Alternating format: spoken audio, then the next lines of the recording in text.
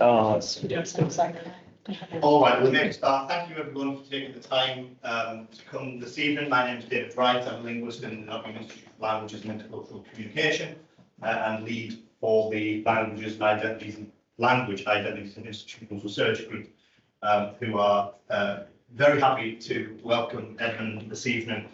This has been a long time in the making. Gabriele, several months ago now, raised the possibility of Edmund being able to come and give a talk for us. And here we are, thankfully, and we're very grateful for Edmund's time. But that's enough from me. I'm going to hand over to Gabriele, who's going to introduce Edmund. Thank you. Thank you, David. You're welcome. Last year, I came across one of the earliest recordings of the word carbonara as part of a radio feature I produced. As a former lexicographer, I was aware that carbonara may mean different things. However, for some people, carbonara is carbonara, whatever that means. Although some are happy with having a limited understanding of a word, we should tell our students that dictionaries are an essential resource to broaden their knowledge. So, to go back to my carbonara, without trying to put in the source in this case, I wrote to Edmund Weiner to continue to revising the EOD. Edmund has been a lexicographer since 1977, when he joined the Oxford University Press after graduating from Oxford. I asked him if it was possible to update the carbonara entry. In fact, I was made aware there are two separate entries in the EOD. One for the carbonara sauce, and the other for spaghetti alla carbonara.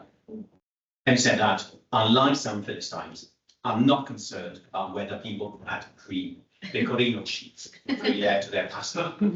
Lexicography is not about taste, unlike cooking, eating. Revising dictionary entries is complex and takes time. Talking about entries in today's, and I'm quoting, today's seamless digital environment, as Edmund wrote in the abstract of the lecture he's going to give today, we all try to find the quickest definition of a word by using the magic wand we call artificial intelligence. Well, where did the wizard AI acquire all the knowledge behind its magic definitions? The answer is that an army of harmless drudges, otherwise known as lexicographers, have been working for centuries to create dictionaries such as the OED. Edmund has been responsible for the transition from the printed to the digital version of the dictionary. When I first met him in 1999, the team he co-led was about to launch the OED online, which was published in March 2000. For 25 years, unfortunately, I've been annoying Edmund by asking him to revise some of the Italian entries of the OED. Since he no longer wants me to pester him for another 25 years, he has decided to come to Nottingham to talk about, among other things, the present-day powers of the OED and the laborious process by which we reach the point where these powers could be developed. Ladies and gentlemen, it's my pleasure to introduce you to Edmund Weiner, a lexicographer, a Tolkien scholar, and, more importantly, a person with a great sense of humor.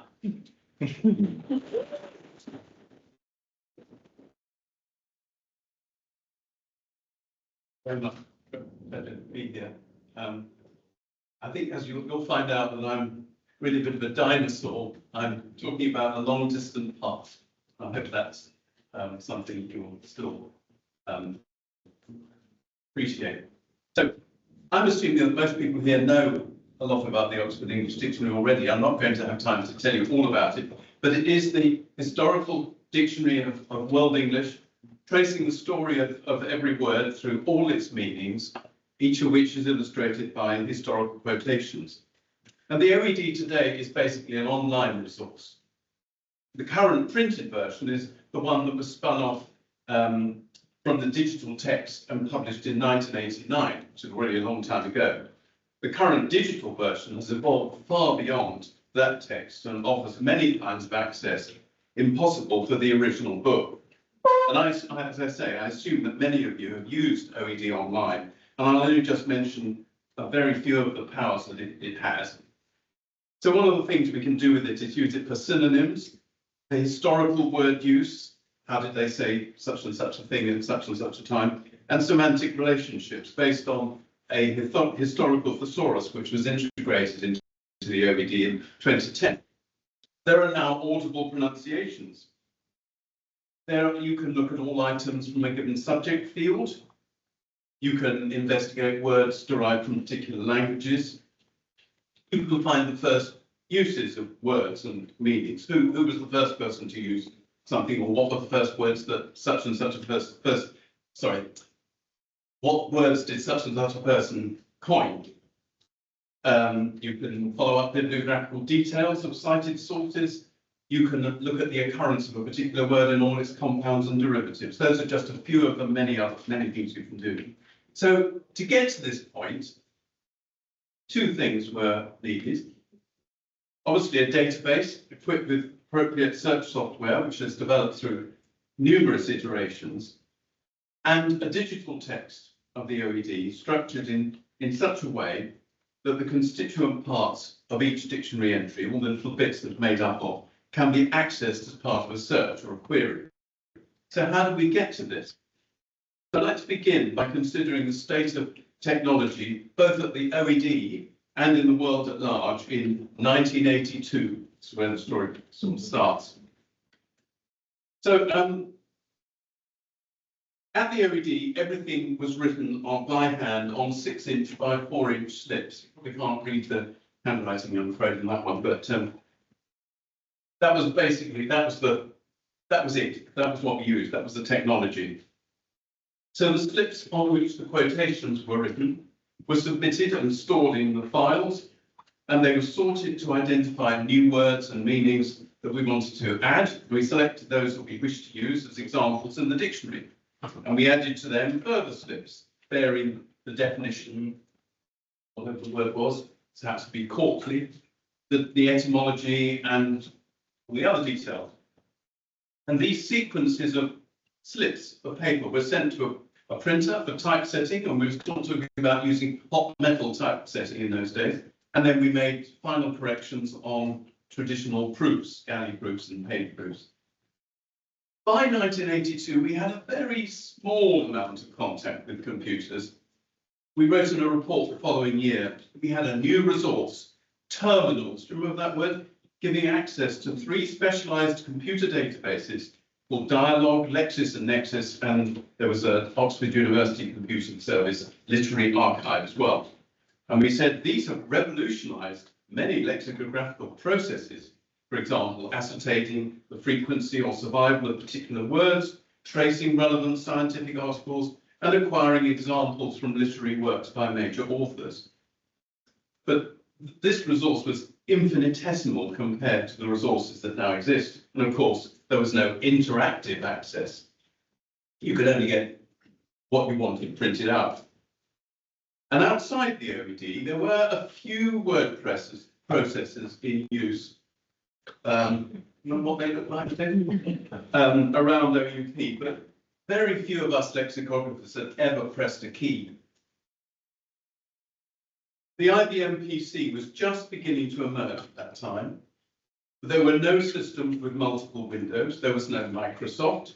You couldn't have pictures on your computer screen, let alone coloured or moving ones.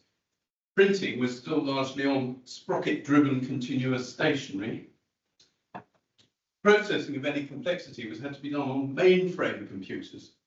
There were no servers, there was no internet, and although a few institutions had access to its forerunner called Janet, and of course there was no World Wide Web, there was no Google, there was no cloud, and there were virtually no mobile phones. 1984 mobile phone, not very mobile, but most importantly, the existence of large numbers of extensive pieces of text which you could search and read on the screen of your own computer, if you had one, even if they were stored somewhere far away, was something which few of us had even imagined. Then the idea of integrating telephone technology, digital text technology, audio and video into one package was still what was then called blue sky thinking. And having all that on a small plastic tablet that you could hold in your hand and work with your fingertip would have been regarded as science fiction. So in 1982, the third volume of the OED supplement, I should just explain that the OED as a whole was a long multi-volume set that had been finished in 1928, but we've been updating it by publishing 4 further volumes, supplement volume. Anyway, the third volume was published in 1982, and the 4th volume was well on the way to completion. The idea of doing more with the OED was definitely in the air. There were vague suggestions of some kind of computerized version, whatever that meant then, and there was a great yearning amongst those who worked on the supplement to update the main body of the dictionary. Senior officers at OUP, Oxford University Press publishers, were very concerned to protect the OED's copyright, which was going to run out in 1983. So, producing a merged version of the main OED and its 4-volume supplement would protect the copyright. A senior publisher at OUP suggested carrying out the biggest scissors and paste job in history. And that I just given you some figures. But OUP was also very well aware that really the OED should be revised and updated. It was just a very daunting prospect. One theme of this story that I'm telling is the number of unexpected lucky breaks or interventions by providence that we experienced.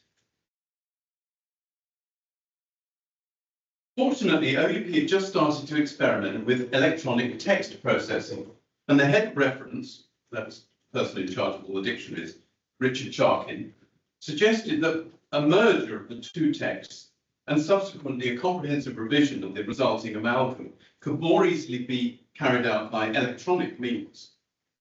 Seems obvious today.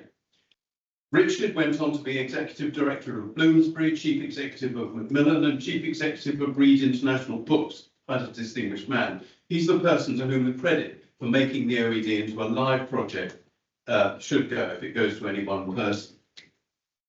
So having decided to explore the idea of computerizing and updating the OED, OUP management asked the lexicographers for an assessment.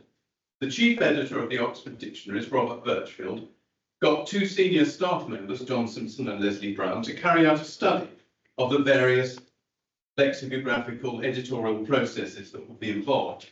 Not surprisingly, they handed in a very positive report, which encouraged OUP to continue to pursue the idea.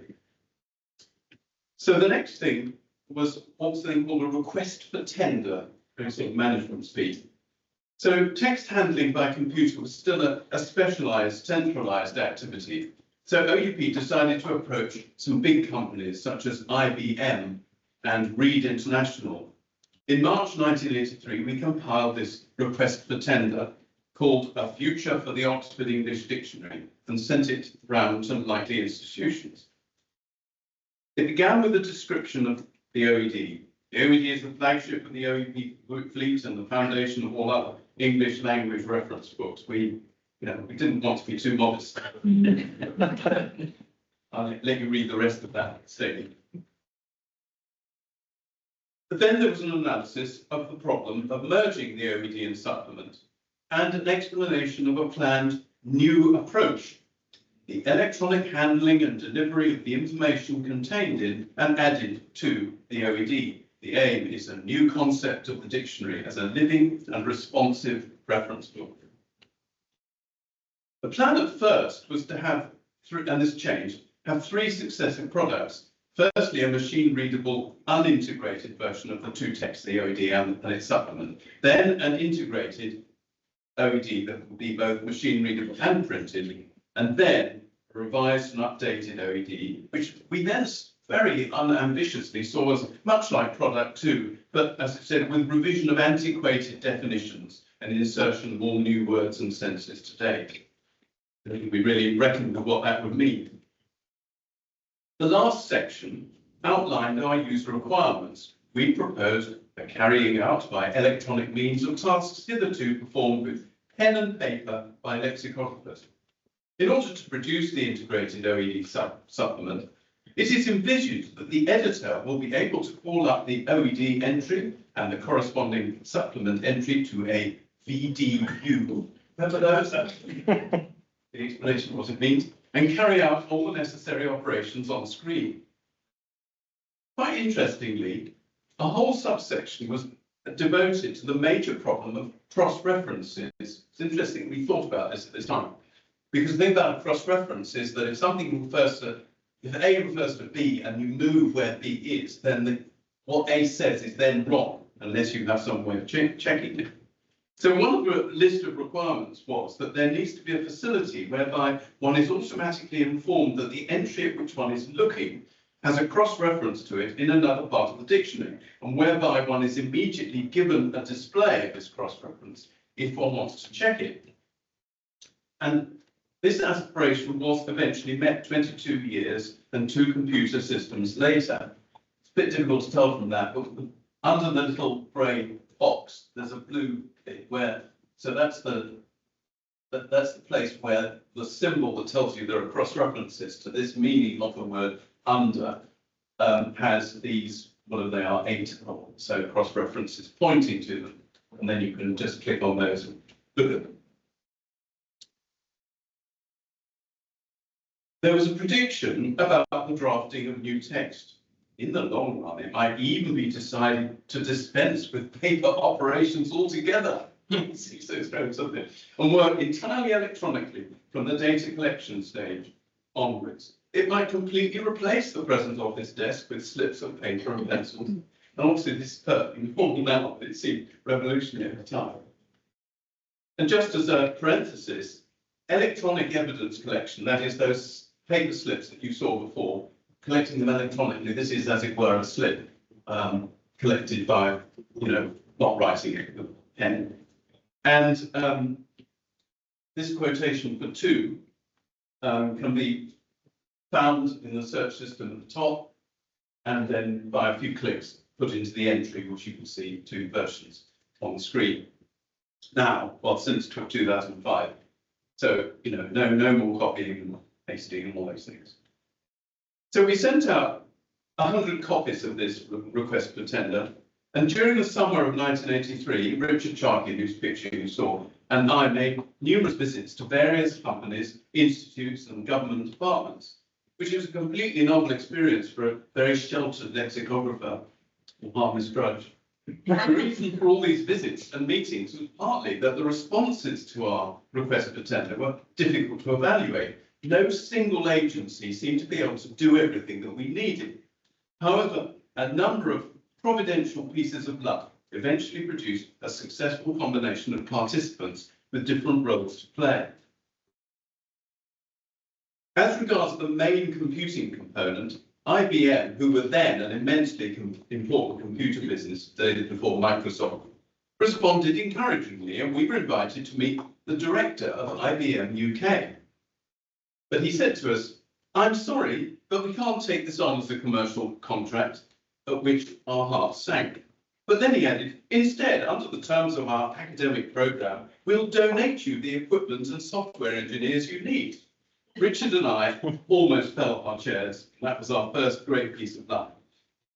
When it came to data conversion, one of the firms we approached was the UK branch of this giant company, Reed International, and they were helpful, but they didn't produce a very strong proposal. However, news of the project reached their US subsidiary, a firm we'd never heard of called International Computer Print Corporation, which, as it happened, handled the electronic text of various Webster dictionaries, American dictionaries.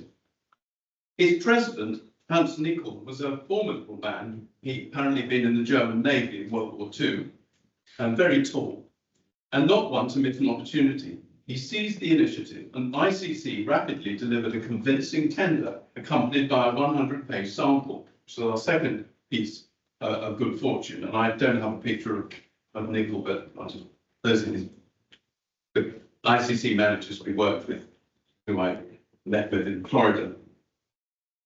Our third piece of great good fortune occurred when the Oxford University land agent, formerly employed at the University of Waterloo in Canada, was at a party, and he mentioned the OED project to the president of the University of Waterloo, Dr. Douglas Wright.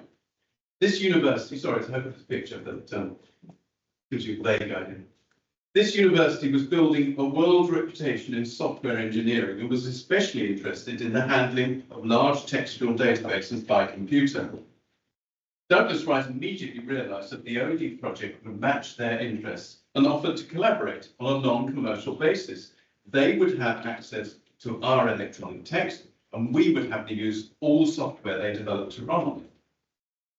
Visiting ICC in Waterloo in December 1983 was an exciting experience. Up to then, work on the OED supplements and the other dictionaries had gone on routinely and quietly ever since 1957, not that I was there in 1957, in outlying buildings of the University Press. I'd been a member of the department for 6 years. It was an autonomous operation, strictly controlled by Robert Birchfield, whose picture you saw, and rather remote from the rest of OED. But now all this was to change. In January 1984, I was transferred full-time to the new Oxford English Dictionary, as it was then called, as a member of a small team which was established in new offices under a project manager, Tim Benbow, who's on the left picture. Aren't those wonderful, those machines? And he gets most of the credit for the organizational success of the project. So those are the partners. As the project took shape, early in 1984, we had them lined up. ICC were to convert the OED and supplement into electronic form by keying the text. We tried optical recognition, it didn't work. IBM were to provide a team of programmers and a mainframe computer with all the necessary peripherals. And Waterloo were to develop software for manipulating and searching the OED database as a general resource. So during this first year, we taught ICC how the OED text was structured, and we experimented with proof formats. It was vital that the structural tags would be shown on the proofs, and I'll show you one in a minute, for readers to check. So not just the content, but the indicators of what the different bits of content were. ICC set 120 people to work on the project in Pennsylvania and Florida. We set up our own group of freelance proofreaders. And meanwhile, a team of software engineers was assembled and the IBM mainframe was installed in Oxford at the end of the year. Over in Waterloo, the university made a plan to set up a new Waterloo Centre for the Oxford English Dictionary. And our collaborating professors started thinking about a suitable database structure for the dictionary. It was crucial to the electronic development that we should evolve a properly articulated description of the data structure of the dictionary. I spent a lot of time analysing this in order to arrive at a suitable system of lockup. Tagging was a completely new concept to us. So an IT colleague suggested taking a photocopy of an OED entry, getting a set of child's crayons and colouring each element of the text with different coloured crayon. And I had 3 children under 7, so there were plenty of crayons at my house. And I coloured in the entry for the word ladder. And this is a sort of neat, clean copy of what was actually done. And you can see the different text elements in different colours fairly clearly, particularly in the quotations there. There is, in fact, a direct connection between this and the coloured structure text display that we have in our editing windows today. So on the other side, that's actually the same entry, looking at it as we would do when we're editing. I haven't actually edited that entry yet. So it was at this point that the scope of the project finally crystallised. The idea of electronically publishing the OED and supplement separately was dropped. It was pointless, really. Most importantly, it was also realised that the revision of the OED was far too big an enterprise to carry out after integration in one step with sort of no pause between them, just carrying on. This seems ridiculously obvious 40 years later when just over half of the OED has been fully revised. But it was not so clear then. We decided to concentrate all our efforts on what we call phase 1, the creation and publication of the integrated version of the OED. Our brief was defined quite carefully to exclude any changes to the text that were not necessitated by the integration. But it turned out that these minimal changes were a very large and incredibly challenging bunch. And meanwhile, as a vital part of the OED's future, the continued production of new word entries for publication after completion of the supplement was gathering momentum. And in 1985, it was decided to include 5,000 of these new entries in the integrated version of the OED. So that was already stepping away from not making any changes. My colleague John Simpson took on the editorship of this component and became co-editor of OED2. So what's called data capture in those days is you had to run around behind the data, not let it get away. In 1985, keyboarding got underway in the United States and system design in Oxford. There was a cycle of data capture, proofreading and data correction that went on from January 1985 to June 1986, so that's a year and a half.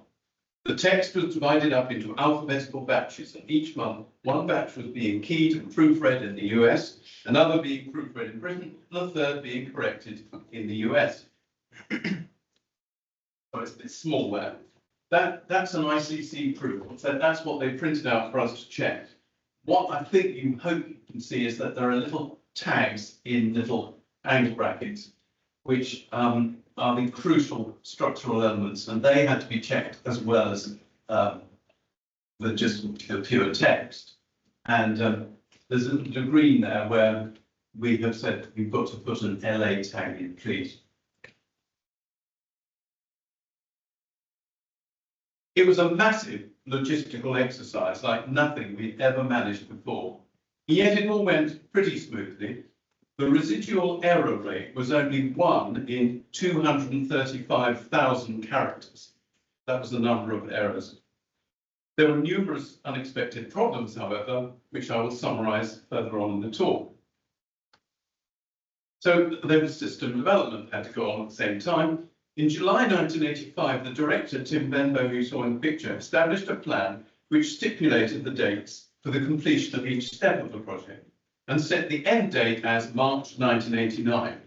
This was probably the first time that project planning software had been used to predict and monitor the time and cost of a dictionary project. And more remarkably, probably the first time that a dictionary project was completed at its predicted end date. The computer system was built by the end of 1986 and ready to run the integration and other processes necessary to the new edition. That's just a sort of overview of how the thing worked. The mainframe computer had 16 megabytes of storage. Google AI tells me that with 16 megabytes, you can store a small collection of digital items, such as a few thousand photos, a few dozen MP3 songs, or a handful of simple documents and small applications. 16 megabytes is very limited by today's standards. And this is AI, this is the AI I've been talking about. And it's sufficient for basic data tasks, digitizing a small number of slides, perhaps these, or holding the operating system for certain embedded devices, but not for larger files like movies and modern applications. It sort of reminds me of how the computers of 1969 got men to the moon. A pretty formidable problem that arose, and I'm really talking about this stage that's labelled parsing, that arose in the course of system development was that of introducing an adequate level of textual markup into the electronic data. Without a set of accurate definitive tags, it would be impossible to do more than search for words and phrases.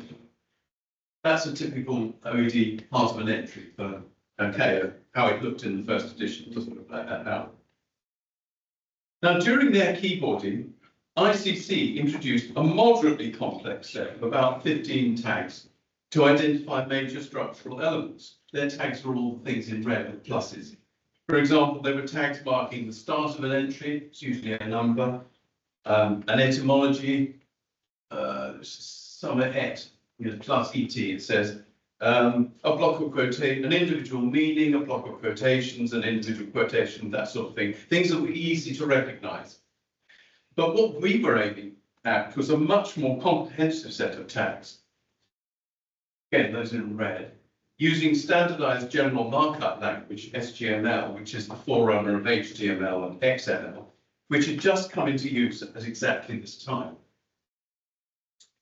And all these tags, almost all these tags are structural, not typographical.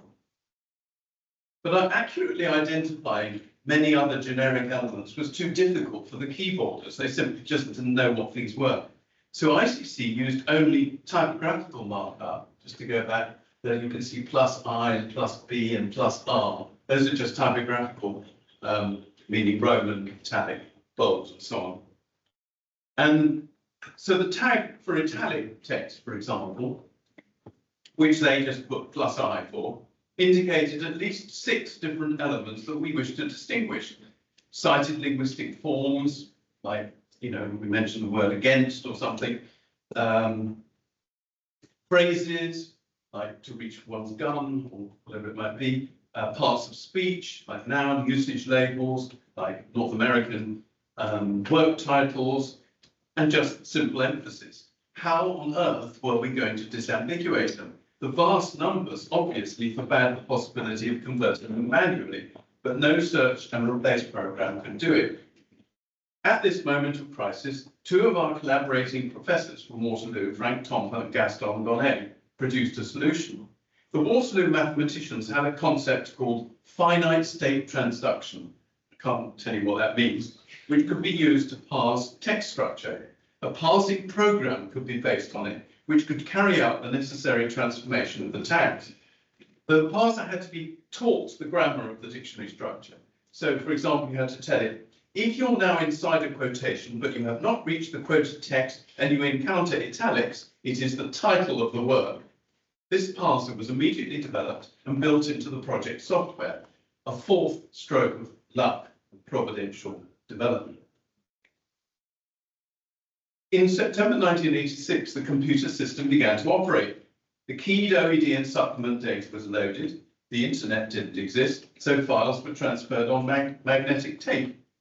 The sequence of processes began to run. The 42,000 complete entries from the supplement just slotted into place alphabetically because they were whole entries, they didn't need anything doing to them. And then in March 1987, a specially built integrating software was run in order to put the 28,000 partial entries into their correct places inside entries in the main OED text.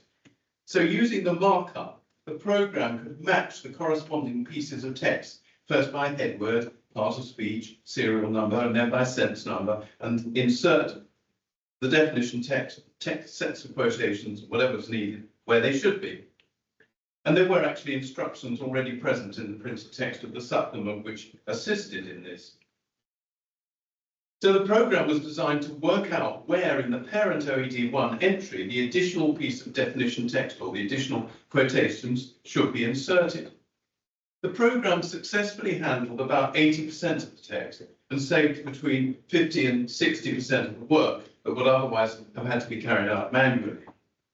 Nevertheless, there were problems. Sorry. Yes.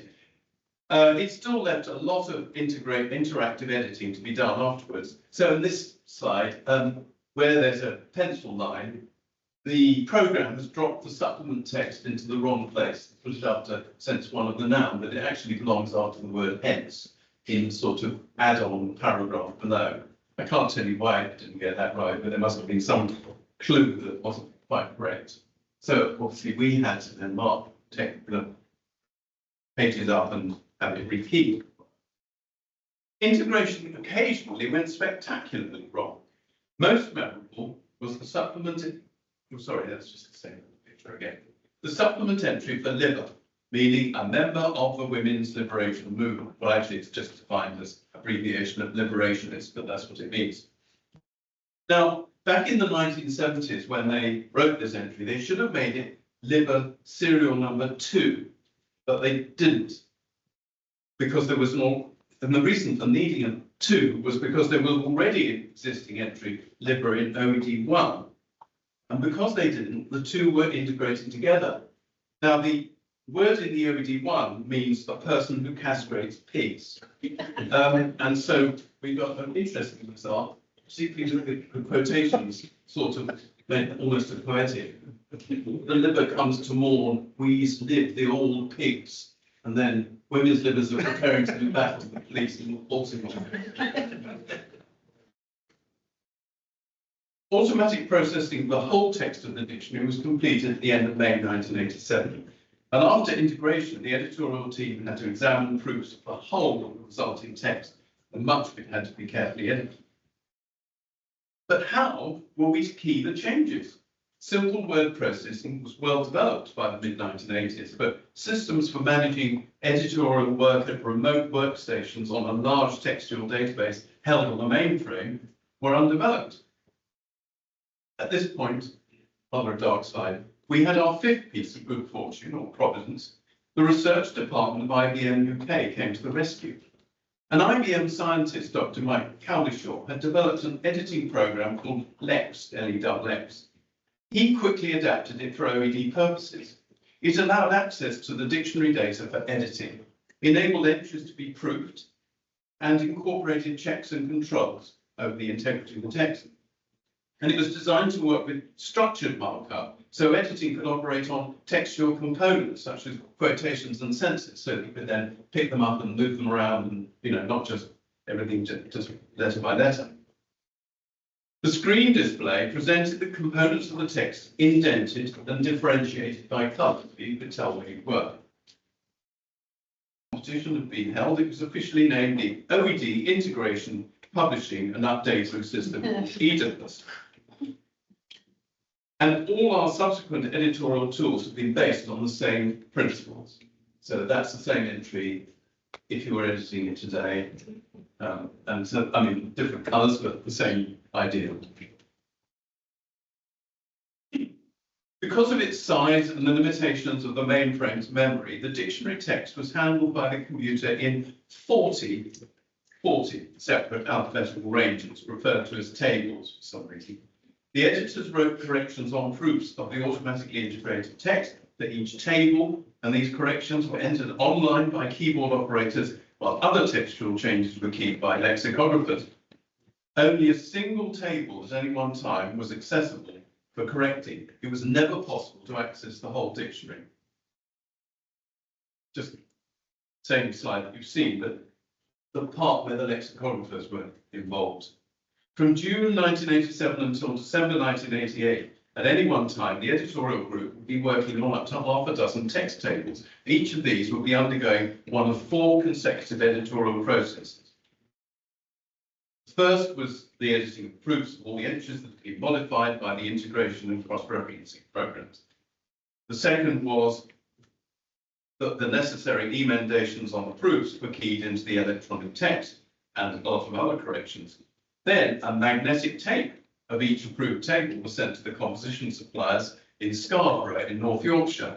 And they sent back, because remember, we're still trying to produce a printed book.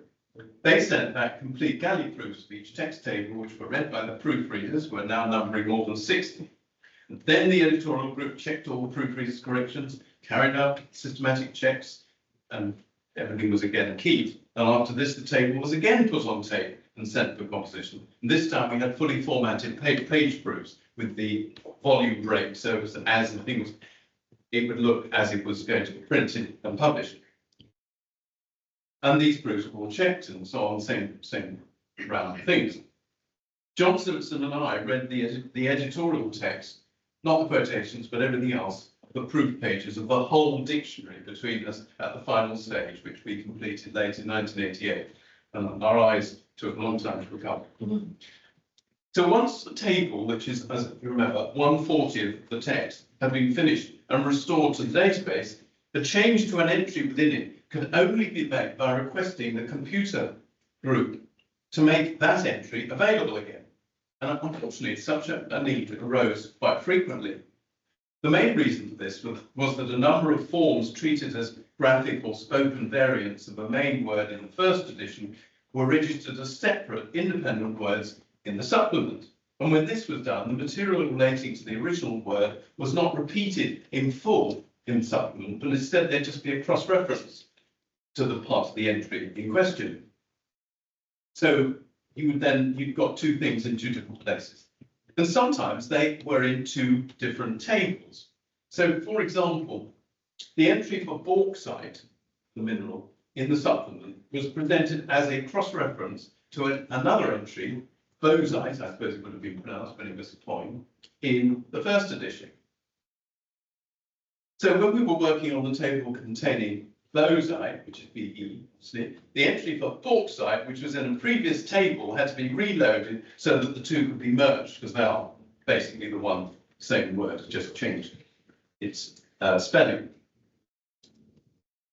And there was a lot of other editorial intervention. To begin with, in the first edition, all headwords of entries began with capital letters, whereas in the supplement, and in line with modern conventions, only words normally spelt with a capital initial did so. So we had to mark every OED1 headword that should not have its initial automatically converted to a lowercase letter, which often involved quite difficult decisions. So in the first edition, all those words, protest words, will have a big P, but in the second edition, some of them do and some of them don't. Protestant hasn't capital and protest doesn't. And it wasn't just the headwords. Derivatives and compounds, and even some of the phrases were also capitalized. So you've got something like civil and natural and real rights, which are not names of anything, as opposed to the Declaration of Bill of Rights, which is a name of something. And we had to change those. And there were a lot.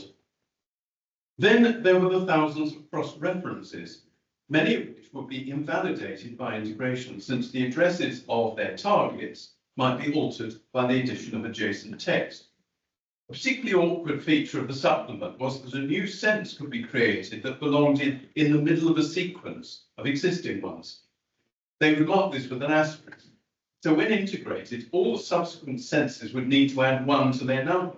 So in the verb fall, there was a new sense 59 star, which you can see in the supplement on the right, which became 60 and caused the old 60 to become 61 and so on. But when sense numbers changed, all cross-references then became invalid. All the ones to them became invalid. An ingenious system, which I won't take up time explaining, was devised to handle this problem, but nevertheless there were many cross-references that were too imprecise to be dealt with automatically. So printed reports of these produced could only do it that way, and those that were definitely inaccurate were changed editorially. It was also decided that the pronunciations given in a transcription system devised by James Murray, the original editor of the OED, and very peculiar to the OED, should be translated into the standard system, International Phonetic Alphabet. The pronunciations were identified by the parser, they were copied, they were translated into IPA according to a set of rules, and then they were restored to text. But it wasn't a small task because Murray's system is idiosyncratic and slightly inconsistent. And also there were thousands of headwords which didn't have separate pronunciations. They were marked with dots telling you where the stress was. And these dots came after the stressed vowel, whereas in IPA, they come before the stressed syllable. So they all had to be moved automatically. There is one almost astounding fact about these tasks from the point of view of today's lexicographer. The OED text was, of course, machine readable, but while the project's purpose was to create a searchable dictionary, the editorial group had no tool for searching the text interactively at their workstations. In order to identify particular features known to need changing, editors had to request the people who looked after the computer to run a special search and print out the results so that we could then work through the list and key in the changes. But this is where the University of Waterloo helped again. Instead of building a complex database structure for the OED, they concentrated on the query language approach. They developed a PAT, full text search system, which could retrieve all occurrences of any word or phrase anywhere in the OED in less than 1 second. It also allowed the user to combine results, and it allowed searches to be restricted to particular regions of text based on the tagging structure.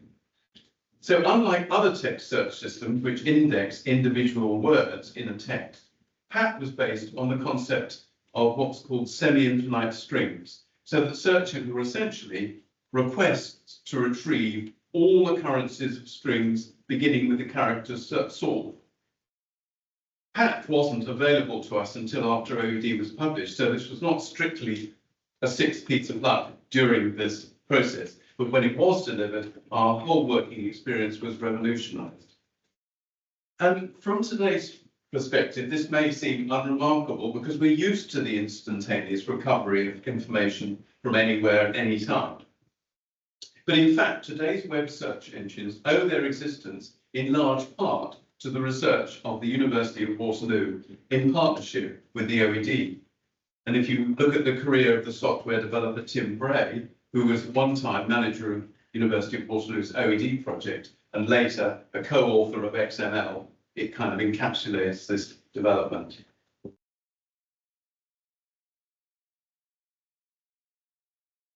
Apparently straightforward task of amalgamating the two texts turned out to have so many unpredictable and fiddly ramifications and implications that we sometimes almost despair. At the first stage, we had to deal with foreign scripts. There were some etymologies that had a foreign script in, like Hebrew or Arabic. We had no transliteration into Roman letters, so we had to provide it. Then we had quotations with defects in their text. For example, at Christmas pie, we had this quite familiar quotation about little Jack Horner, but it had no date and no attribution, so we had to do some research.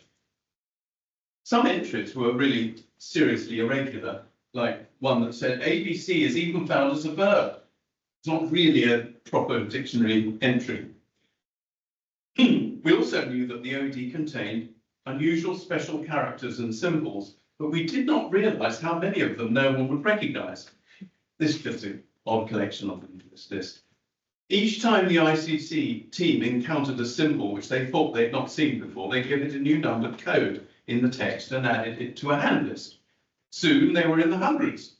We had to work out what the symbols were, match a lot of symbols that had been given different numbers but were really the same thing, and separate out some with the same number which were not the same thing. And in the end, these 660 characters all got printed in their correct form. Another unenvisaged problem was that of line-end hyphens in quotations. Obviously, the printed line ends in the source text disappeared at keyboarding, but if there was a hyphen at the end of the line, was it a real hyphen, a hard hyphen, that should stay, or was it a soft one, just an interrupted word, that should be dropped? There were hundreds of cases where they came between elements of a compound which might have been hyphenated or written solid. How could we tell? Our brief was to keep the OED quotation text unchanged, but we couldn't have all these quotations rechecked in libraries. So in the end, we introduced a special character named the dubious hyphen, which is printed in OED as a wavy line. This rather strange one, Morse Scotch. Tron came at the end of the line, steeple was at the beginning of the next line, and we didn't know whether it probably does need a hyphenation. At the second stage, before the automatic text processing, there was all the head word marking, which I mentioned before, that to do with capitals. Then the automatic processing happened, which I didn't run through. And then there was the correction of irregularities encountered by the parser. The parser, of course, was checking the structure of the text, but some things it said, oh, I don't know what's going on here. And there were about 5,711 cases of that, so we had to deal with them. And then the third stage, we dealt with, again, things arising from processing at stage 2. Capitalization, corrections, cross references, phonetic transcriptions, and so on. I won't go into that detail. Fourth stage, there were various addenda and corrections that existed on paper that we had to add in. I won't again bother with those too much. We also caused all the defined initialisms to appear in bold type, like other nested entries, which is sort of something I had thought of. These are just abbreviations in the letter Q, and they're really items you might want to look up, so they really need to be tagged. And we dealt with all the split entries like bauxite, as I mentioned above. While all this was going on, we had some other important activities. And many of these were due to the pioneering nature of the project. Jointly with the Waterloo Centre for the new OED, we held a series of conferences. These were attended by many of the leading academic researchers in the field of computing and AI. We'd never encountered experts of this kind before. And once digital text became mainstream in the 1990s, we never mixed with them again. With Waterloo, we conducted a user survey to determine how people might use the digital OED in their research. But actually, many people couldn't envisage what a digital OED would be like, so the results were not impressive. In 1987, ICC decided to produce a CD-ROM of the unintegrated first edition of the OED, which was quite a remarkable production for the days before Windows platform, so everything just was on one screen. And it was a sort of proof of concept for the OED2 on CD-ROM 60 years later. In 1989, we established a North American data collection program, that is collecting quotations, in New Jersey under someone called Jeffrey Triggs. And this turned out eventually to be a seventh stroke of fortune because Jeffrey was an enthusiast for the computer handling of text. In 1994, recognizing that the World Wide Web was the coming thing, he created the original OED online prototypes. So he made his own website of the OED, as it were, in his back room, and convinced our manager, Tim Benbow, to aim at web publication of the OED, which took place in 2000. So the publication of the print OED second edition took place in March 1989, just as planned. But in many ways, the real culmination of the project for us was the appearance of the first CD-ROM of OED2, which occurred in 1993 after a great deal more text parsing and software development. In this, we at last saw the OED system of digital tags put to full use, not just as typographical markers, but as containers for different kinds of data which could be directly retrieved. So although this looks very antiquated now, it was really satisfying to be able to scroll through a list of all the items of a particular kind in the dictionary as you could with this CD-ROM. So you had a choice of different things you could look up, words, phrases, varying forms, phonetic, Greek, date, and part of speech.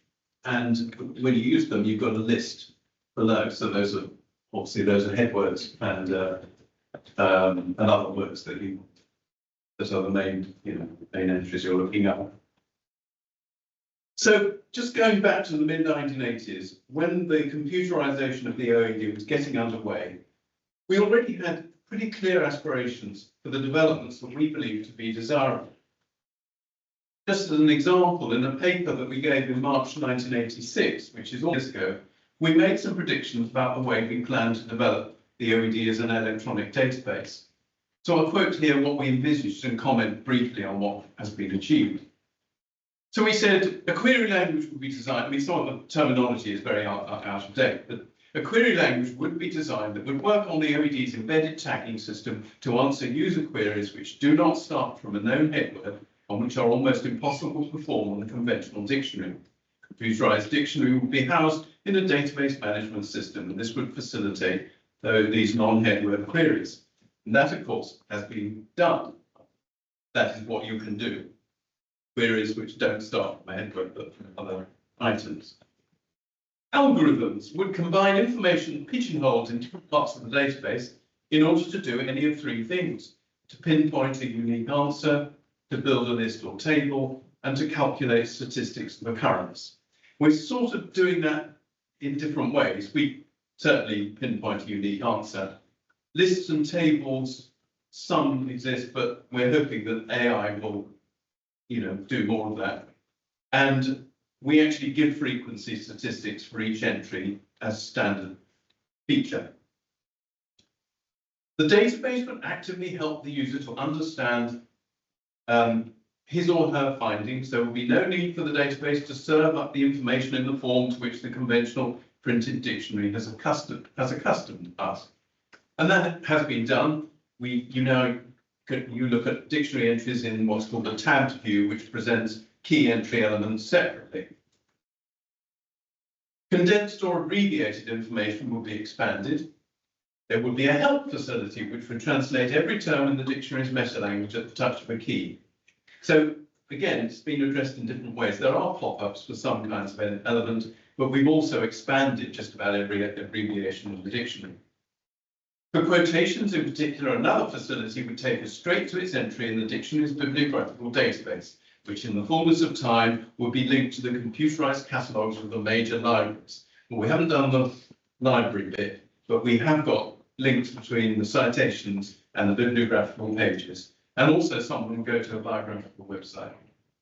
Intelligence will be introduced into the execution of the user's queries. Advances in natural language processing would enable the database software to understand the user's queries with a minimum of translation into algorithmic language. So that is partly done and partly in progress. There is now an AI assistant which can compile many advanced searches, but not yet all, and I hope there will be more in the future. So, to conclude, the creation of the digital OED, though a monumental task in its time, was assisted by many lucky or providential occurrences. The OED project developed the three crucial features of generically structured text, full text searchability, and online availability. And I hope that this presentation has also shown how the digital environment in which we all now have our being was pioneered by the transformation of the OED from print to web. Thank you.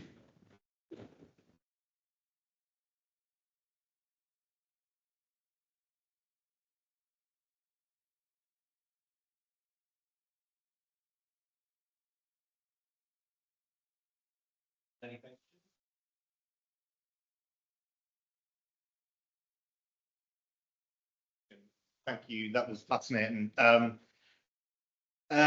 want to take you back right to the start, when these aspirations were sort of first being shaped and set, and the way you presented it was like everyone was pulling in the same direction and everyone was optimistic.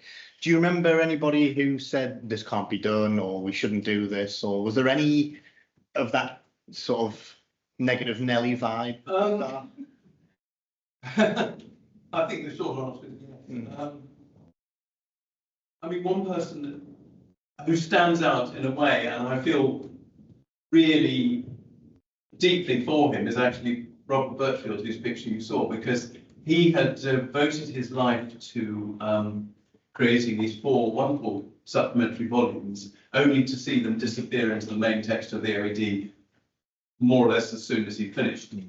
And he was quite sceptical about the whole thing.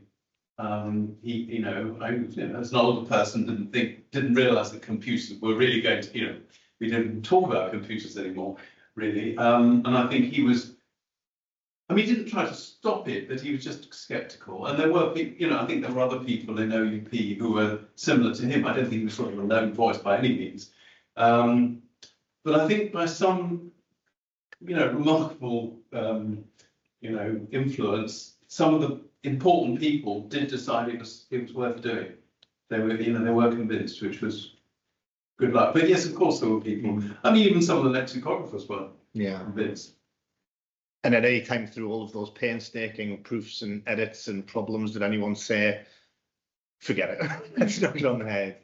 Well, we couldn't really forget. No. I can remember many occasions.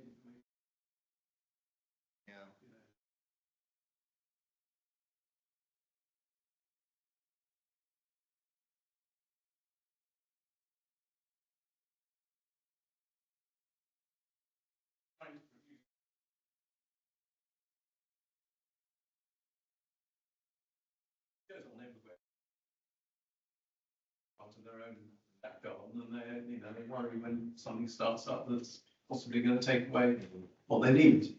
Yeah. Thank you. Good question. Yeah. This is quite a stupid question. Oh, no. So, yeah, sorry. Sure, I will. I'm just thinking about it as a commercial venture. So it went from being an addition. So I've proudly had dictionaries, taking a vast amount of space at home, and families who have a dictionary at home. And that probably isn't the case anymore. And I was just Googling it on my computer now, and I'm signed in as Nottingham Trent, and there's a subscription. So just thinking, how does it work now as a commercial venture? Now people are buying physical things, Is it working, or is that not the way it works? It is behind a paywall, or at one point it was, it was completely inaccessible unless you either you either bought your own subscription, which was expensive, or you belonged to an institution like a university, or there was a deal, which was very good, that people with a British library, or certainly an English library card, could also access it. And we realised that having it completely behind a paywall wasn't a very good idea, and so now it's partially visible on, your web browser, on Google or whatever, although you can't get the full text.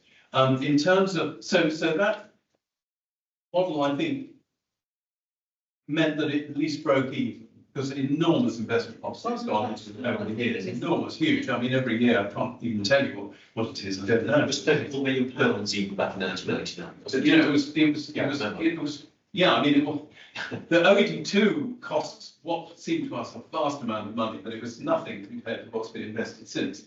But I understand that he pretty well breaks even, and that's the most important thing, because the press is a charity whose aim is to, the OEP, sorry, it's a charity whose aim is to, to spread learning and to enable education. So we're not there to, make vast profits. Although it does make profits, but not the OED. I can't, I don't know in detail what the, exactly what the commercial, how exactly it works, but I understand that that it does pretty well. It's not a totally loss-making thing, which it was obviously when we started. Yeah. Yeah. Thank you. Yeah. Thank you. Yes. Yeah. Thank you very much. That was amazing. Congratulations on maintaining your sanity. Little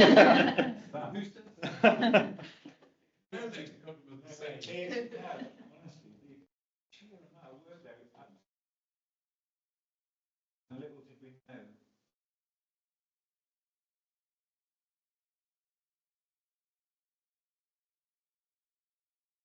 My question is a basic one. How do you decide, and I guess this was part of your job, you and your colleagues, how do you decide when a new word qualifies to be in the dictionary? What parameters do you use, and now are you using, is AI deciding for you? How do you do it? Yeah. Yes, I mean, that's sort of part of a whole other talk that, if we had sort of 3 hours, I could do that one as well. That's in no way to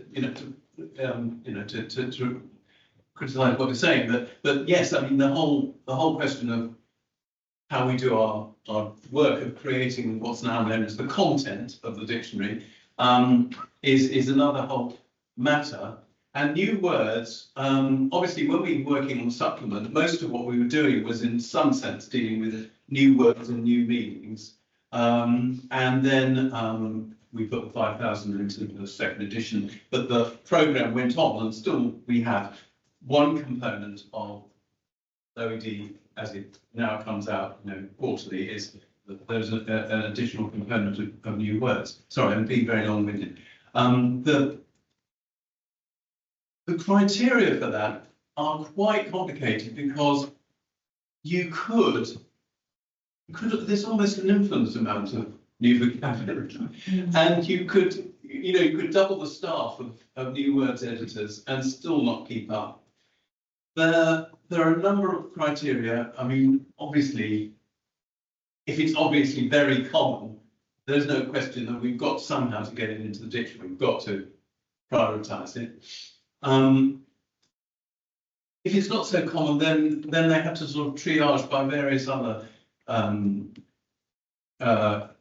considerations. I'm not really up to date with that. I don't work in that team, but I think they've worked out fairly sort of sophisticated ways of deciding that. I mean, one of the things that is a problem for lexicographers is that everybody says, "Oh, there's this new word. We must have it in this new meaning." And we would rather actually stand back and wait about 10 years to see what happens, because things come and go, and you can't have everything. You may remember, well, some people remember about, how long ago is it now? 30 years, when we used to talk about these people called yuppies, and they And I think that's a word which deserves a place in the dictionary, even though I don't think there are any yuppies around now, because it was a sort of cultural phenomenon. But on the back of that, people created a whole lot of other, there were buppies and guppies and also, they were all acronyms, you know, they're all sort of, and some of these we made the mistake of putting in, which, you know, now look embarrassing, but as we never take anything out, we just leave them there. But it's always very difficult.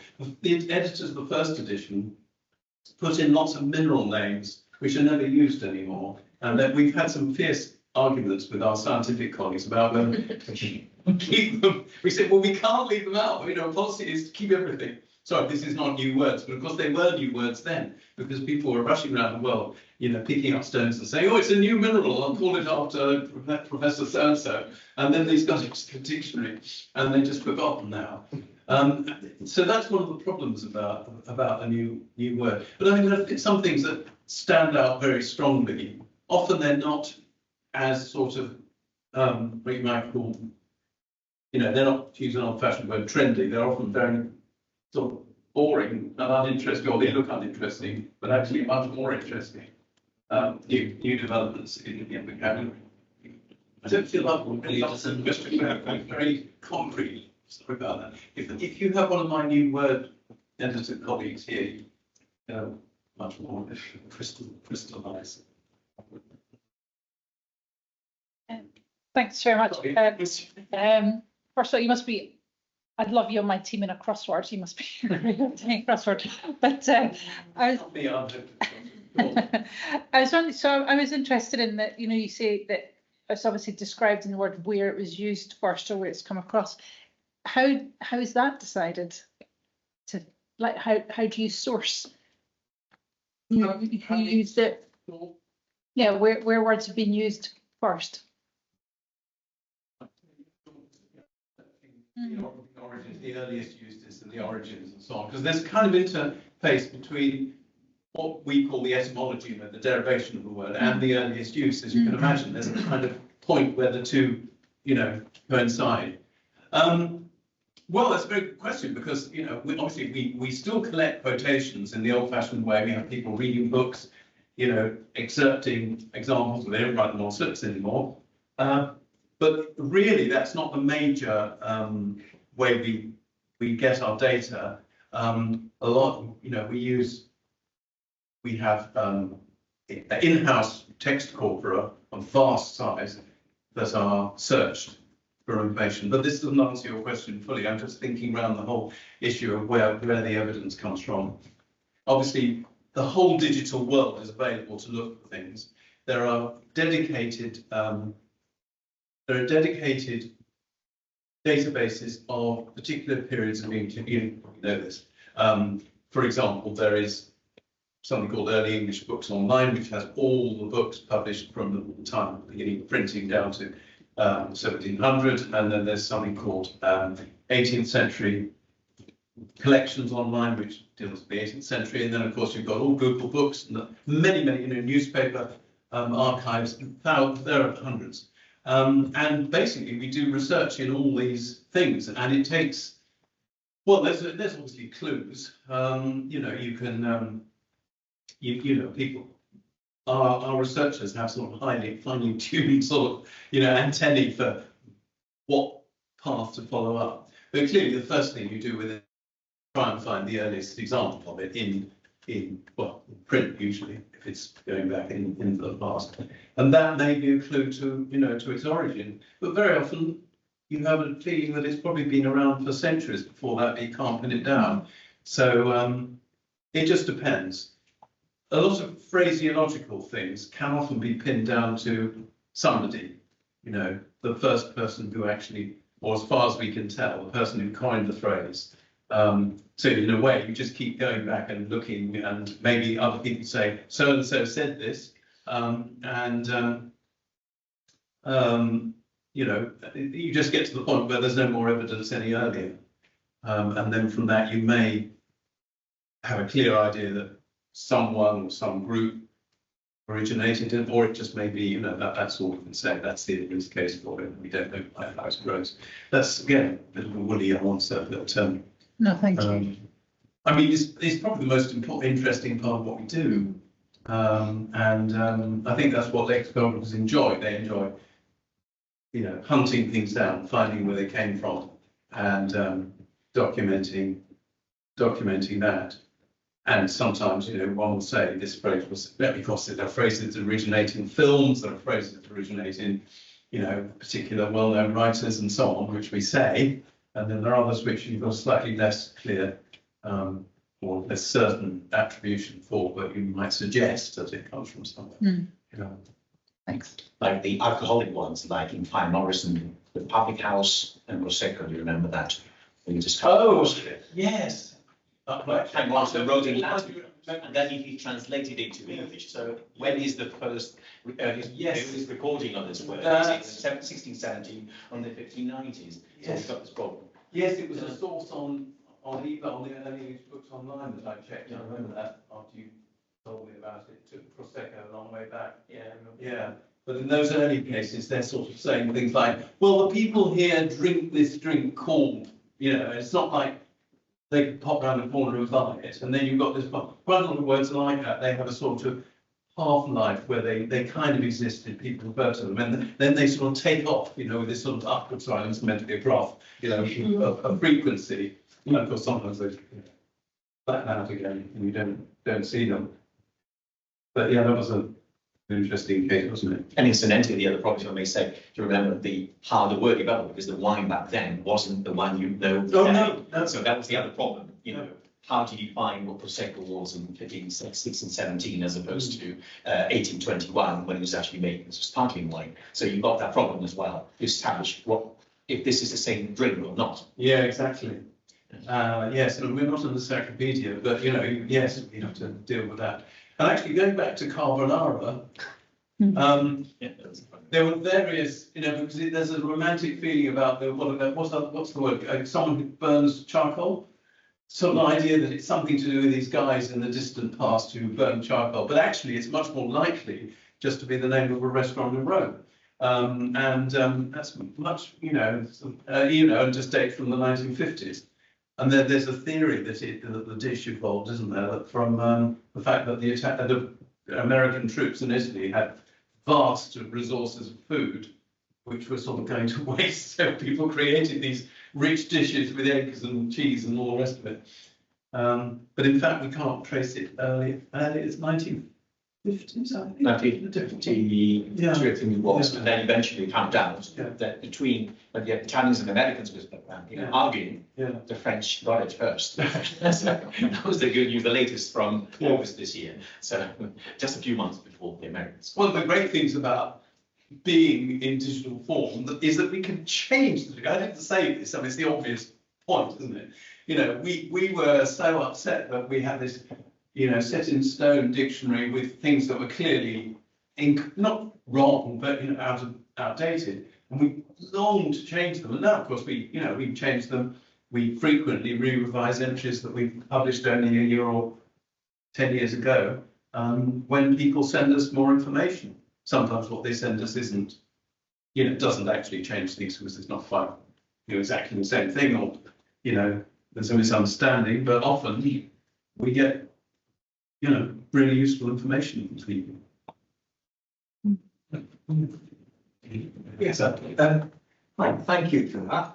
Clearly a massive task, but given the OED's position and prominence worldwide, and thousands of entries and the cross-reference and interlink and the like, there must have been lots of occasions when you got to the point where you're thinking, well, surely we've done enough now. We can't just keep going and trying to squeeze every last bit out of this particular entry.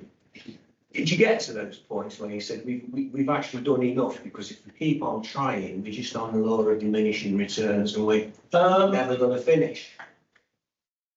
Yeah, I mean, you could sort of interpret that in, you know, with at different stages, because obviously I've been describing really a textual transformation where apparently what was there isn't going to change, but in fact it is sort of internally changed by giving it all the structure that obviously wasn't there when it was on the page. And you could, at that stage, actually, there is a question about how much do you squeeze out of it, in the sense that, you know, how many textual elements do you need to recognise? You could have a much simpler structure, or you could have a more complicated structure. And I think we've occasionally had more complex things and dropped them, but we've certainly added more textual elements. So that's not content, but just the containers in which the content is kept. But I think we probably have got to the point where we wouldn't, you know, say, oh, you know, let's have a tag that means I can't think what, you know. Yeah, I mean, I that's right. That's a good example actually. We have a tag that you could put dates into. So when it says, you know, this thing was, I don't know, this institution was founded in 1994, you can put 1994 into tags that, you know, tell you it's a date. And quite a lot of my colleagues say, why are we doing this? It's a complete waste of time, because, you know, you can look for 1994 as a string. So why have we got? I mean, we thought that was something we should recognise, that there was a date here, you know, and let's look at all the dates and what happened on the year I was born. I can look at all the tags with, you know, that year in it, and I can find out what word, you know, was mentioned or something. Anyway, we haven't got rid of that tag, but I can imagine we could. So there are these marginal areas where you can put more tagging in, or you can take some out. In terms of content, I mean, that's altogether a different issue. You know, the language just keeps on developing. Unless it becomes like Latin and becomes a dead language, it's never going to stop growing new words and new sentences and new meanings. And sort of while we're around, while OEP continues to pay for us, you know, we'll go on adding new entries. I mean, maybe a different way of doing what we eventually emerge, but at the moment, you know, we're doing it in quite a complex way. But I think, you know, there is a point where we don't chase things too far. We don't, you know, we try to say, you know, that's enough. We've looked into that enough. We're not going to spend more time. Somebody else will tell us if we have missed something. So that's really helpful that there are people, as I mentioned earlier, you know, there are people outside who can tell us. Yeah, I think there's sort of natural controls over, you know, getting so obsessed that you just can't stop. And, you know, there are colleagues who spend more time than is necessary pursuing something when we want to say, no, okay, you've done enough, just leave it. It's good enough, you know. You know, on the Dave thing, for instance, you know. Sorry? On the Dave thing. Exactly. If you said that you were trying to pin a quotation down, that you couldn't say it was, say, 1685. Yeah. You know, it's a few years either way. Couldn't you just settle for, say, late 17th century? Well, instead of a specific. Yeah, I mean, I think there would be suggestions that we don't need to be so specific about dates. We always felt that the hard date, even though we know in almost all circumstances that it's not really the earliest occurrence or whatever, is still quite helpful to people. It's got a flavour, particularly in the Middle English period, the period sort of from, you know, roughly the Northern Conquest down to the invention of printing. We've had more controversy, sort of internal controversy about that, because not so much internal, but, you know, we've discussed with scholars, because at that point, before printing, you've got manuscripts being copied. So you've got a text of, say, Chaucer, you know, he presumably wrote what he had to say in a particular year before 1400 when he died, but we haven't got those manuscripts. We've only got the ones that copied later, which were all dated later. And, you know, there's a school of thought that says, well, you know, it's a bit misleading, because if you date it by the manuscript, it looks weird because he's already dead then, you know, and these kind of problems. And there's certainly been people saying, why don't you just put Middle English or early Middle English, you know, late Middle English, and not give us dates? Well, at the moment, we're still sticking with the dates, following actually we're really in debt to the enormous project called the Middle English Dictionary, which was carried on in America in the 50s, 60s, well, down to about the 90s, I think, where we actually, inherit a lot of our information from them, and they continue to use dates, so we have stuck with that. But then, there is a school of thought that says, why give an exact date? Why not just say?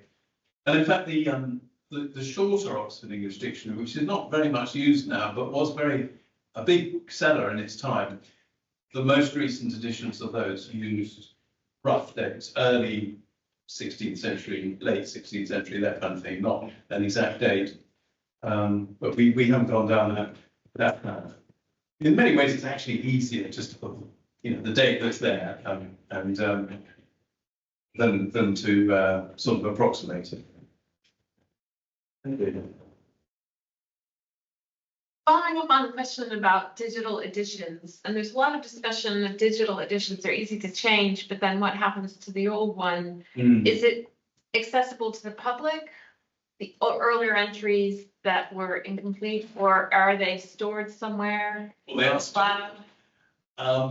That has been a bit of a matter of controversy with some scholars who are very concerned about the evolution of the OED's text, and the fact that not everything is documented and available has upset some scholars, because they would like to be able to say, this dictionary text, said this at this point, it changed to that, changed to this. We actually don't feel, we have a slightly more robust approach to the text. We think we're there to tell you the most up-to-date discovery about the language. And the fact that someone thought slightly differently in, 1970 or 50 or whatever, isn't something we are duty bound to preserve. The second edition text is available, so the digital text of the second edition is available. So you can see what that said, but obviously that's just a snapshot from 1989. But we, although obviously earlier, all digital texts have lots and lots of earlier versions stored away somewhere, and we can look at them. We don't really, make them sort of, make all the different stages available, because it can really be very complicated and very difficult, because changes are made all the time. One thing we're doing, just to sort of, sorry, this is broadly kind of the main thing we're doing, obviously, is we're working through the text of the dictionary, not entry by entry exactly, but using clumps of entries, changing everything in the entry from top to bottom.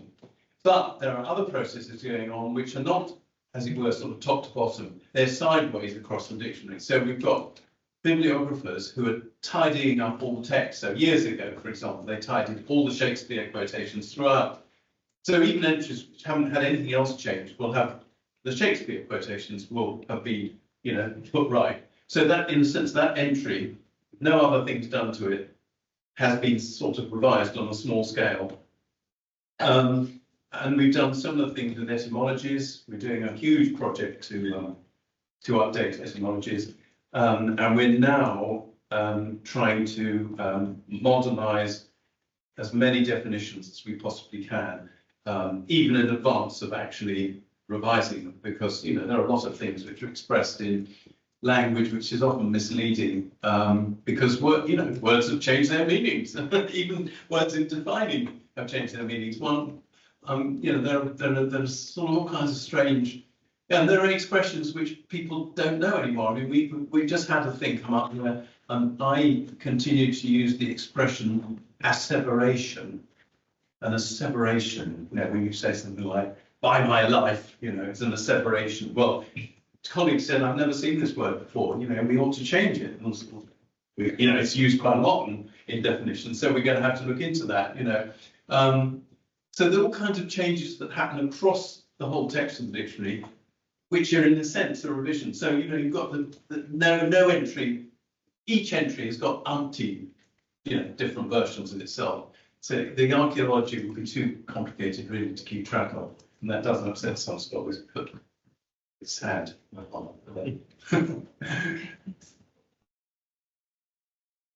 become a lexicographer? I can see some students here, maybe potentially interested in doing what you're doing. By accident, because there aren't, I mean, today there are even fewer dictionary projects than there were, because big publishers aren't, there aren't print big dictionaries. So, there are a few dictionaries online which can be maintained very cheaply. Really, we and just one or two other, outfits that do comparable things are probably the main sort of groups of lexicographers left standing. As far as the OED is concerned, we're quite a big team, and probably about 30 people full-time, or fairly full-time, with lots of freelance people as well. And, some people leave, and there's a gap, and we can convince our bosses that, they're not going to save money, but they're going to jolly well spend money on having a new person. Then there'll be a job will be advertised, but it doesn't happen very often. And when it does happen, it will usually be people who've worked in either English or possibly classics, history, something like that, except of course for the science group, obviously scientists. And don't have to have a doctorate, but they're usually people who are doing research. And the absolutely crucial stage in recruitment, something that John Simpson devised many years ago and was quite inspirational, was when we get to the point of having a short list of, whatever it is, 20 people who look good from their CVs, we then send them a test, which is essentially they have to do the work they would be doing if they got appointed. So they get entries they're told, see, revise this entry, research this, so I can't remember what we put in them. So they have to spend a weekend doing the job that they would be doing if they were appointed. And of course, some people say, well, I'm not spending a whole weekend doing that. Other people do it and they really don't enjoy it. And one or two people really enjoy it and begging for the job. And so, we finally find there's a small group who are really, likely to be successful. So, yeah, I mean, I think it's difficult to get into, I'm afraid. But, and I can't remember when we last did any recruiting. It's been a while. No one's left lately. It's a bit ominous, that suggests that they might be. Yeah.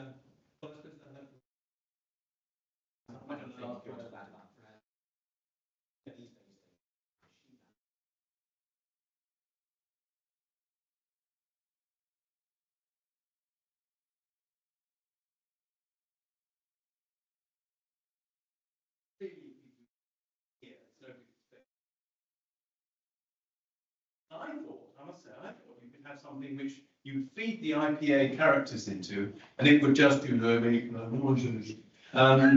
it would just be a little component that would do it. And we were told absolutely will not work. It absolutely doesn't work. The only way is to record.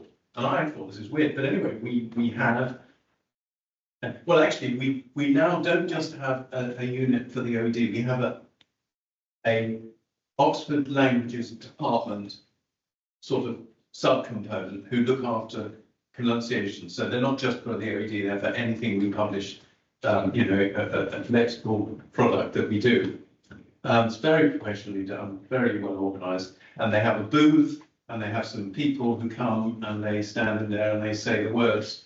In the OED, it's mainly obviously British standard, so-called standard British English and American English. So there are presumably some people on standby to do that much of the time. So I haven't had much contact with this unit. But then we do also have pronunciations from other world Englishes when that's relevant to the entry, and so they have to, bring in people with Scottish accents, or people with New Zealand accents, or people from the Caribbean, whatever. But yes, it's all recorded and then processed, and there's a little, you can see a little tag in your entry that says, go and get the pronunciation for this word. It's a good question, though. I'm glad you asked it. Well, we discussed it earlier on, and it's interesting because we just think there is a button there, and yeah, as if you're in a bad mood, you have to record a word. just had an argument, you had recorded. Does it affect the recording? Is somebody has a bad day and the recording? It's not. We're not doing it. It's being done as a separate kind of little department of its own, very professionally run with people. I mean, probably actors, many of them, who will come and carefully stand there. They won't use it unless it's been checked as sounding right. Yeah. More question from Stuart, perhaps, who I see pursuing a career as an governor. Do you think the digitalisation of the dictionary is potentially positive or negative? Because like my grandmother, for example, she swears by the dictionary. She won't do anything online or remotely technological. I just wanted to know your perspective. We all have people in our families like that, don't we? I mean, it's sort of like a Bible. It's this book that's got all the words in it, and what's in it is is fixed forever. And people usually say, I use this dictionary and I looked at it, I think, well, that came out in 1959, what? It's curious because, people were talking about the dictionary even before digitisation, when we were just bringing out new editions every few years with, new words and new meanings in them. But even then, people didn't recognise that the language is changing all the time, and what we know about the language is changing all the time, and you have to update. So, I think that sort of misapprehension, if I can call it that, is perennial. It just seems to go on. I think there are always going to be the grannies, and they're not just grannies, who sort of think. I suppose one day perhaps there will be no print dictionaries on anybody's shelf, and then they'll have to think of it in terms of additional resource. I don't know. We're kind of in a period of change, aren't we? But not many people look things up. Only a few people look things up in a printed dictionary these days. I don't know.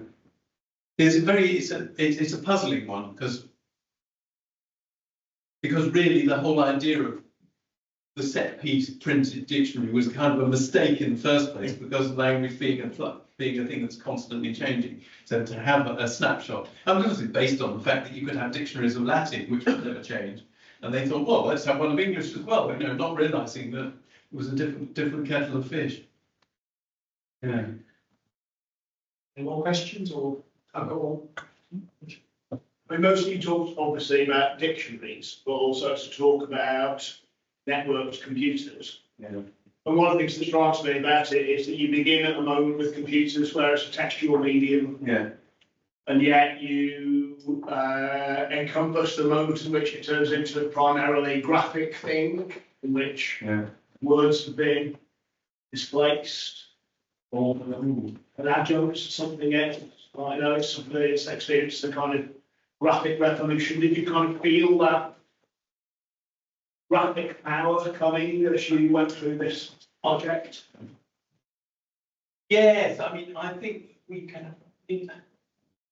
This is the difficult exercise that one's trying to do in this kind of context. You're trying to think back how all these things we know about now. What was my mind like 40 years ago when these things didn't exist? And I think we have much cruder ideas. We certainly talked about one day we'll have pictures, and one day we'll have all kinds of diagrams and all sorts of things, which of course hasn't happened at all, the OED, but obviously it has happened in other contexts. I don't think we just said we'll probably do these things. I don't think we knew what it would mean, and we couldn't envisage the kind of the world that we are now totally used to, where everything is fluid, and you've got pictures here, you've got sound there, you've got words there, and bits of video, and it all merges into one thing. It's a world that we just couldn't have imagined. So I don't think I've got a very good answer to that, because I think I don't understand it all as it is now, because I'm sort of too old-fashioned to be with it. And at the time, I think we just didn't have a clue. We just thought, oh, it'd be nice to have a picture on the screen. So that's following it on. I'm asking more than whether you began to feel it was a sort of quixotic project in some ways to maintain, the primacy of the word. The privacy of the work. Yeah. In the face of something else that's happening with network computers. Well, I think probably the answer is, that there are probably people who, at the time and ever since, have grappled with that. I think I'm not really very well equipped to answer it, to be honest. That sounds I'm not really being evasive. I get what you're saying, but I just don't think, I think we just stuck to what we had to do, because that was our job. And there were, obviously there were people, and we were encountering people in the early days who were looking, much more beyond, and with sort of philosophically. I mean, it's a philosophical question, isn't it? It's sort of about, the graphic as opposed to the written. I feel that's my depth at the point, but yes, I think people have definitely thought about that and, and have put forward alternatives, and said, why are you making so much about words, but no, I can't really answer it very well. Thank you. For me.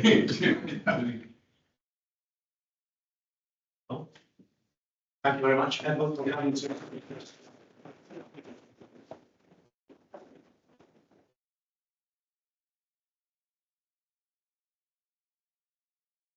Fortunately, we can't have a signed copy. I didn't bring one along you. Exactly. So, well, thank you very much for coming. We'll see whether we can actually put recording online. The technology now, cover things. Right, thank you.